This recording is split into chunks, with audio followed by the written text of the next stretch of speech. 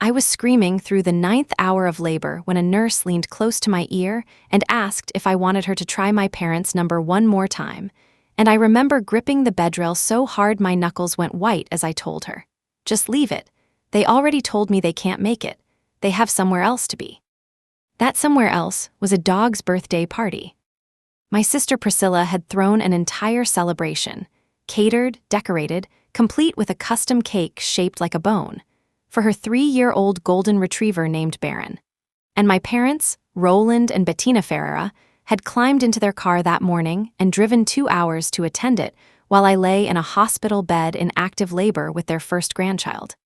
And when my mother-in-law Constance Whitfield walked into that delivery room 40 minutes after my son was born and found me sobbing into a pillow while my husband tried to hold both me and our newborn at the same time, she asked me one simple question, "Sweetheart, where are your parents?" And when I told her, something in her face went very still, very calm. The kind of calm that I would later learn was far more dangerous than any scream. And 3 days later, my father was called into his supervisor's office and fired on the spot. And that same evening, my mother stood outside my apartment door in the rain, mascara running down her face, pounding so hard the neighbors peeked out, begging me through the wood, "Please, tell them to stop, please, we'll lose everything." I want to tell you exactly how we got there, because it did not happen overnight, and it did not happen out of nowhere. My name is Odalise Ferreira, and for 29 years I was the daughter my parents tolerated while my younger sister Priscilla was the daughter they adored. And if you have ever been the invisible one in your own family, you already know the particular ache I am talking about. The one that lives quietly in your chest and only flares up on birthdays, on holidays, on the days that are supposed to matter. Growing up in Albuquerque, my parents ran a small but respected insurance brokerage, and appearances mattered enormously to them. How the family looked from the outside, how successful and put together we seemed to the neighbors and to my father's clients. And Priscilla, 3 years younger than me, fit that image effortlessly. She was outgoing, photogenic, the kind of girl who won pageant titles and got invited to every party, while I was quieter, more serious. The one who brought home straight A's that nobody mentioned at dinner, because Priscilla had just won a dance competition that same week. I used to tell myself it was just how families work sometimes, that maybe I was imagining the difference. But I wasn't imagining anything. Not the way my father's face lit up like a marquee whenever Priscilla walked into a room while his expression toward me stayed politely neutral. Not the way my mother remembered every detail of Priscilla's social calendar while forgetting my college graduation date entirely, showing up an hour late with an excuse about traffic that nobody believed. When I met Marcus Whitfield in my second year of graduate school, I did not expect that falling in love with him would also mean falling into an entirely different kind of family, one that actually paid attention to me. Marcus grew up the only son of Constance Whitfield, a formidable woman who had spent 3 decades climbing the ranks of corporate America before becoming a senior vice president overseeing community partnerships at First Meridian Bancorp, one of the largest regional banks in the state, and Constance was nothing like my mother. She was sharp, direct, the kind of woman who remembered your coffee order after meeting you once and who showed up to things, always, without fail, rain or shine. Promotion or no promotion. The first time I brought Marcus home to meet my parents, my father spent the entire dinner asking him about his career prospects and his family's social standing, barely glancing my direction, and later that night my mother pulled me aside and said, "Well, at least you found someone with a good family behind him," as if my own worth had nothing to do with why Marcus loved me, and I remember swallowing that comment the way I swallowed so many others, quietly, without argument. Because arguing with my parents never changed anything, it only made the silence that followed even colder. Marcus and I married 4 years later in a small ceremony that my parents attended but seemed eager to leave early from. They had told me weeks in advance that they had another commitment that evening, a dinner honoring Priscilla for some volunteer award she had received. And even on my wedding day, the day that was supposed to be entirely mine, I watched my father check his watch 3 times during the reception before he and my mother slipped out before the cake was even cut. Constance noticed. I remember her coming too. Find me in the bridal suite afterward, taking my hands in hers, and saying, "Odalise, I don't know what happened in your family to make you think this is normal, but it is not normal, And I want you to know that from this day forward, you have people who show up for you. And I did not fully understand then how literally she meant that promise. When I got pregnant 2 years into our marriage, I was terrified and thrilled in equal measure. And for a brief, foolish moment, I let myself hope that a grandchild might finally be the thing that shifted something in my parents, that maybe this milestone, unlike all the others, would make them look at me the way they looked at Priscilla. I should have known better. The pregnancy itself was difficult. I developed preeclampsia in my 3rd trimester, and my doctor scheduled regular monitoring appointments that filled me with a low hum of anxiety I carried everywhere. And through all of it, my mother called maybe once every 2 or 3 weeks, always brief, always somehow steering the conversation back to Priscilla's latest achievement or Priscilla's upcoming trip, or, increasingly, toward Baron. The golden retriever puppy my sister had adopted the year before and treated with an intensity that bordered on parental. I want to be clear, there is nothing wrong with loving a pet. I love animals myself. But there is something deeply wrong with a family that organizes its entire emotional calendar around a dog's milestones while treating a human grandchild's arrival as an afterthought. And that is exactly what began happening as my due date approached. In early October, about 3 weeks before I was due, my mother called to tell me they were planning Baron's 3rd birthday party for the 12th. A full-blown event with a dog trainer doing tricks, a professional photographer, and nearly 30 guests. And I remember sitting on my couch, one hand resting on my swollen belly, and asking, almost laughing because the alternative was crying, "Mom, my due date is the 15th. What if I go into labor early?" And there was a pause on the line before she said, "Well, you'll call us if anything happens, but Priscilla has been planning this party for months. Honey, you understand." I did not understand, but I said I did, because that is what I had learned to do. On the morning of October 11th, I woke up at 4:15 with contractions 8 minutes apart, and by 6 a.m. we were at Presbyterian Hospital being told I was already 3 centimeters dilated, and Marcus called his mother first, out of habit as much as anything, and Constance dropped everything, canceled a board meeting, and was in the waiting room within the hour, and then I called my own parents. My mother answered on the 4th ring, sounding distracted, and when I told her I was in labor, there was this terrible pause, this beat of silence that told me everything before she even opened her mouth. And then she said, "Oh, sweetheart, today of all days," and I asked her what she meant. And she said, "Well, Baron's party is tomorrow, and your father has been helping with setup all week, and I just don't know if we can make the drive down tonight and be ready for tomorrow too." And I remember staring at the hospital room ceiling, my whole body seizing with another contraction, and thinking, she is choosing a dog's birthday party over her own grandchild's birth. And somehow even having predicted this, somehow even having braced myself for years, it still landed like a blow to the chest. I told her, "Fine, do what you need to do," and I hung up before she could hear me start to cry. Labor stretched on for nearly 14 hours in total. Complications arose when my blood pressure spiked again and the doctors began discussing an emergency cesarean. And through every hour of it, Marcus stayed glued to my side, his hand wrapped around mine, and Constance paced that waiting room like a soldier standing guard. And at one point during a particularly brutal contraction, I gasped out, "Where are my parents?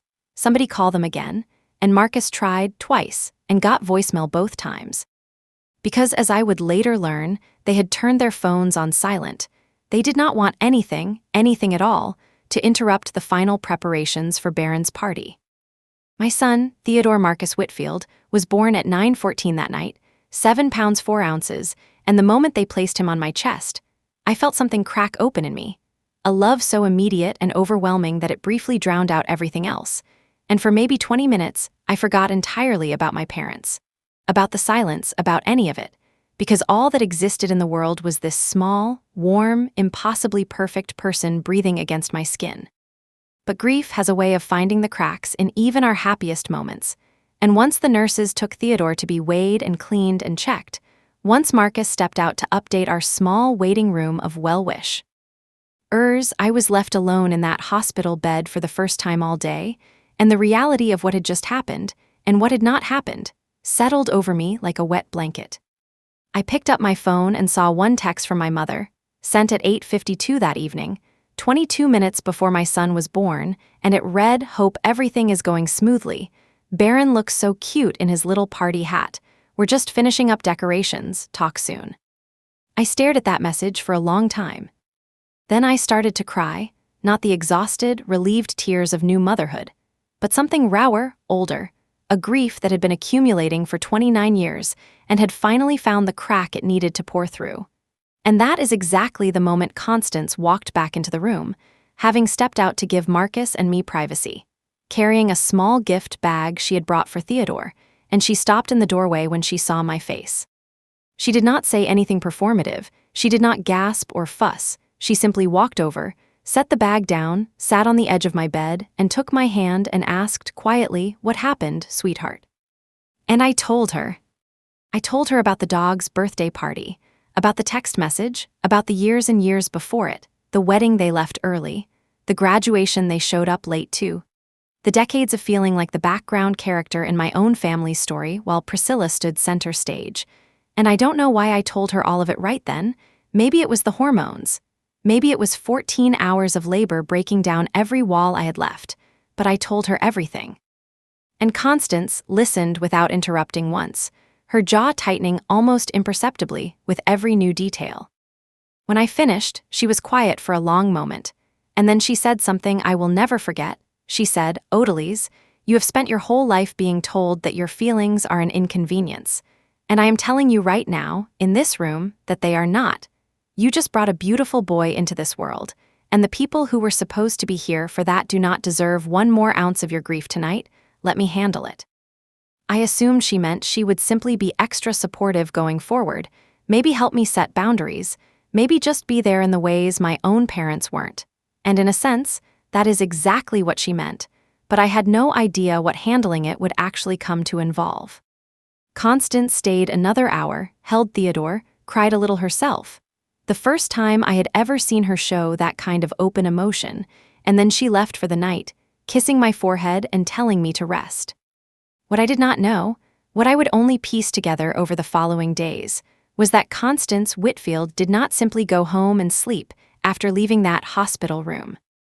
My father, Roland Ferreira, had spent the last 6 years working as a regional relationship manager at First Meridian Bancorp, the very bank where Constance served as senior vice president of community partnerships, a fact that had always struck me as a strange, almost cosmic coincidence when Marcus and I first started dating. My father worked at the same institution where my future mother-in-law held serious influence, though in a different division and a different office. And the two of them had crossed paths professionally exactly twice, at company holiday events, nothing more. What made this coincidence matter now was that my father was, at that very moment, one of 3 finalists being considered for a major promotion, regional director of the bank's new family First Community Banking Initiative, a flagship program the bank had spent over a year developing and marketing, designed to position First Meridian as the community-focused, family values bank of the region, complete with billboards of smiling multi-generational families and a tagline that read, "We bank on family." My father had been chosen as a finalist for that exact position partly because of his polished, personable presentation style, the same charm he had always saved for clients and for Priscilla and rarely for me, and the final decision was set to be made by the executive committee within the month, a committee that Constance, given her role overseeing the very initiative in question, sat on. That night after leaving the hospital, Constance did not go home. She drove instead to the home of Warwick Bellamy, the bank's chief operating officer and her closest friend of nearly 20 years, someone she had mentored early in her career, and who now, in many ways, owed his own rise partly to her early advocacy for him. And she sat in his kitchen at 11 o'clock at night and told him, calmly, precisely, exactly what had happened that day. That one of his finalists for the Face of the Family First initiative had just skipped the birth of his own grandchild to attend his other daughter's dog's birthday party. That this man had let his phone ring rough, unanswered, while his daughter labored for 14 hours. That this same man was about to become the public face of a campaign built entirely around the idea that family comes first. Warwick, according to what Constance told me much later, went very quiet, then asked her one question, "Are you certain of this?" And she said, "My son sat in that hospital for 14 hours. I held that baby myself an hour after he was born, and his own grandmother, my daughter-in-law's own mother, sent a text about a dog in a party hat while her daughter was in active labor. Yes, I am certain. Constance did not ask Warwick to fire my father. She told me later that she never used that word, never made a demand. She simply said, "I think the board and the marketing team deserve to know the full character of the man you're about to put in front of every camera in this city," telling families across the region that this bank understands what family means. And then she said one more thing, "I will let you make the decision that fits the bank's integrity. That part is not mine to make." But I could not in good conscience stay silent knowing what I know. That was the entire phone call. Or rather, the entire conversation, no threats, no ultimatums, just the truth laid bare in front of a man who valued the bank's reputation above almost everything else. And Warwick Bellamy, I would later learn, spent that weekend quietly making calls of his own. It turned out that once people started looking a little closer at my father, the picture that emerged was not a flattering one, not just the neglect toward me and Theodore, but a pattern that other employees had apparently noticed and simply never reported. My father had a habit of taking long personal calls during client meetings, of pushing off administrative work onto junior staff while taking credit for their results. And there had even been a quiet complaint filed 18 months earlier by a young loan officer who felt my father had claimed sole credit for a major account she had actually brought in. A complaint that had been buried at the time because my father's numbers were good and nobody wanted to rock the boat before a big promotion cycle. None of that had been enough on its own to move anyone to action. But combined with what Constance had shared, it created a different picture entirely. Not of a talented employee with one questionable personal choice, but of a man whose public charm masked a pattern of putting his own image and comfort ahead of everyone around him, family and colleagues alike. And once that picture solidified in the executive committee's mind, my father's candidacy for the family first position quietly evaporated within 48 hours. But it did not stop there, because 3 days after Theodore was born, my father was called into a meeting with his direct supervisor and a representative from Human Resources, and was informed that, given a broader review of conduct concerns and a reassessment of role fit, his position was being eliminated effective immediately, with a modest severance package that he would later describe to my mother, according to what she screamed at me later, as an insult, a betrayal. After 22 years of loyalty to that company. I did not learn any of this from Constance directly, not at first. She never called to boast or explain, that was never her style. I learned it instead from my mother, who showed up at my apartment door 3 days after I brought Theodore home, in the pouring rain, her makeup running down her cheeks, pounding on the door so hard that I could hear it over the sound of the television. I remember standing frozen in my living room, Theodore asleep in his bassinet just a few feet away. Marcus setting down the dish towel he had been holding and asking, quietly, "Do you want me to answer that?" And I told him no, I need to do this myself. I opened the door and my mother nearly fell into the apartment, grabbing my forearms, her eyes wild, and the first words out of her mouth were not, "Congratulations," not, "How is the baby," not even, "I'm sorry." The first words out of her mouth were, "Please, you have to call her, tell her to stop. Your father lost his job. We're going to lose the house, please, Odalys, tell them to stop." I stood there in my own doorway, exhausted, still healing, my son sleeping 10 feet away, and I felt something in me go very still and very clear. The same stillness I imagine Constance must have felt in that hospital room 3 days earlier. I asked her calmly, "Stop what, Mom? What exactly do you think is happening?" And she said, "Your mother-in-law, she got your father fired. She called someone at the bank. I know she did. This has her fingerprints all over it, please. You have to talk to her. Tell her we're sorry. Tell her whatever she wants to hear. We can't lose everything because of one bad day." One bad day. That is what she called it. One bad day, as though missing your grandson's birth to attend a dog's birthday party was a single unfortunate scheduling conflict rather than the final entry in a 29-year ledger of choices. And something in me finally broke open.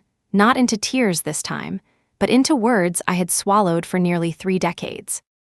I told her, "Mom, nobody forced you and Dad to go to that party. You made that choice. You have always made that choice every single time. Priscilla's dance recital over my science fair. Priscilla's sweet 16 over my college acceptance dinner, my wedding, where you left before the cake was even cut. You have spent my entire life choosing her. And this time, you chose a dog's birthday party over your own grandson being born, and now you want me to feel sorry for the consequences of that choice. She started crying harder, saying I didn't understand what it was like raising two daughters, that she loved us both the same, that I was twisting things, and I let her talk, I let her get it all out.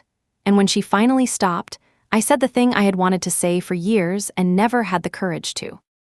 I said, Mom, I don't actually know if Constance had anything to do with Dad losing his job, and honestly, I don't care.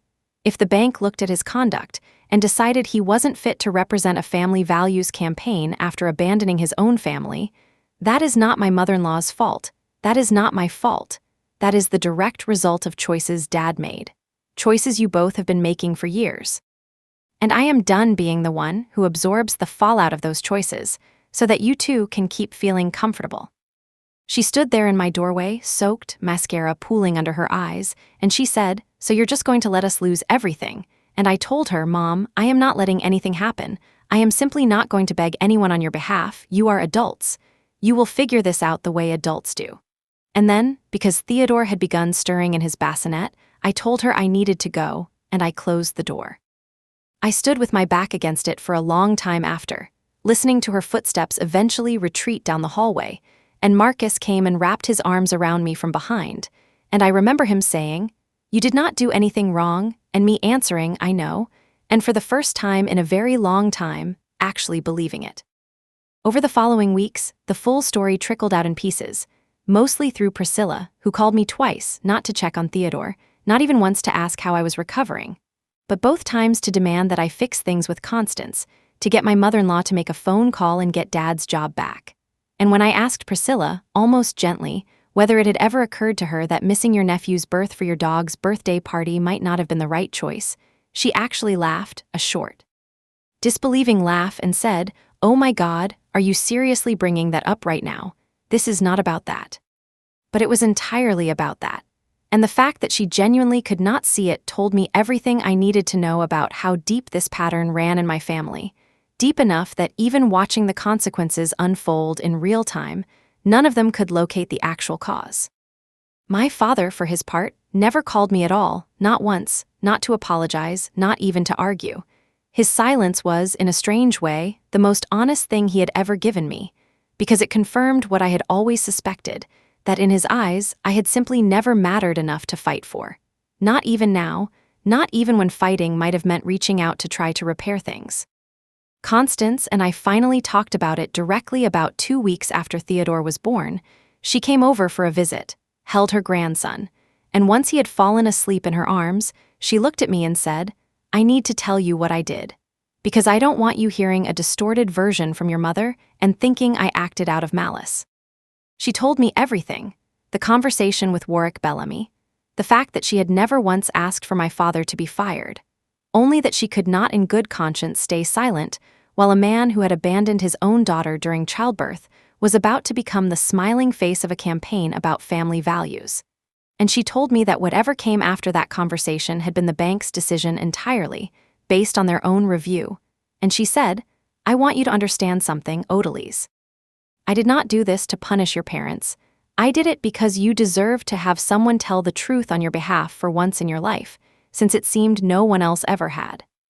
I cried when she said that, real tears, and I told her thank you, and she shook her head and said, Don't thank me for telling the truth, sweetheart, that should have simply been normal. And the fact that it feels remarkable to you says everything about what you grew up with.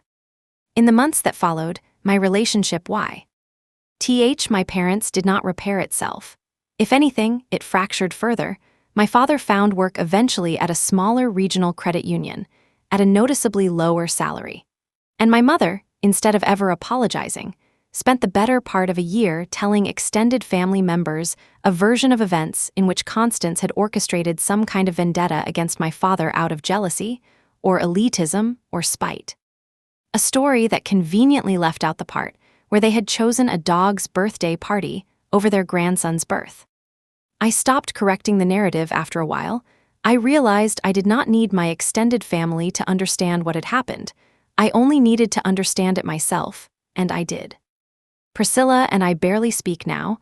We exchange occasional holiday texts, but the closeness we never really had to begin with has simply continued not existing, and I have made peace with that. I used to think that distance was a failure on my part. Now I understand it as the natural consequence of finally refusing to shrink myself for people who never once made room for me. Theodore is 8 months old now, and he is doted on constantly, not by my parents, but by Constance, who shows up to every single one of his doctor's appointments that Marcus and I invite her to, who has a standing Sunday dinner tradition with us that she has never once missed, who remembers every small milestone. His first laugh, the first time he rolled over, the first tooth, the way my own mother never remembered mine. There is a particular kind of grief in realizing that the family you were given was never going to be the family who showed up for you. And there is an entirely different, quieter kind of joy in realizing that you get to choose, as an adult, who your real family becomes. My mother came by once more, about 4 months after Theodore was born, this time without the tears, without the desperation, this time simply asking if she could see her grandson. And I let her in, because Theodore deserves the chance to know his grandmother, whatever her failures toward me may have been, but I watched her closely that day, and I noticed something that confirmed everything I already understood. She held Theodore for exactly 12 minutes before checking her phone.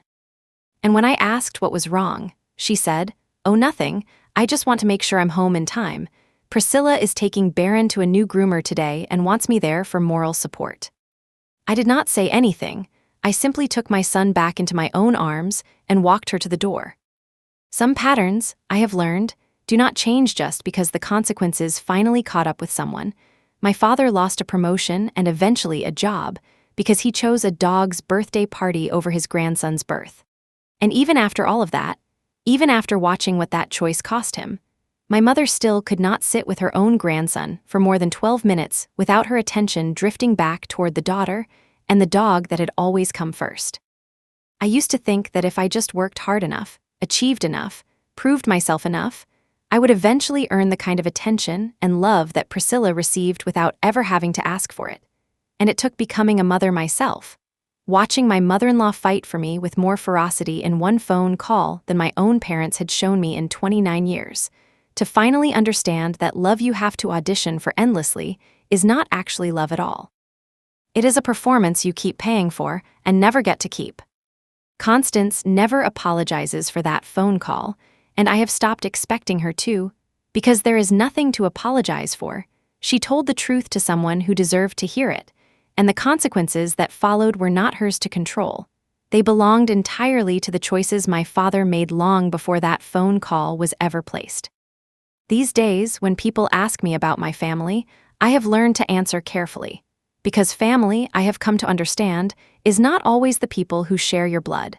Sometimes it is the woman who walks into a hospital room, sees your tears, and decides, without hesitation, that you are worth showing up for, even when it costs someone else everything. And if you have ever been the daughter who was overlooked, the sister who came second, the family member whose milestones were always somehow less important than someone else's dog's birthday party, I hope you know this. The people who are supposed to show up for you and consistently do not are teaching you something important, not about your own worth, but about theirs. And somewhere out there is a person, a friend, an in-law, a chosen family member who will show up exactly when it matters most. And when you find that person, hold on to them. Because that, more than blood, more than history, more than obligation, is what family is actually supposed to feel like.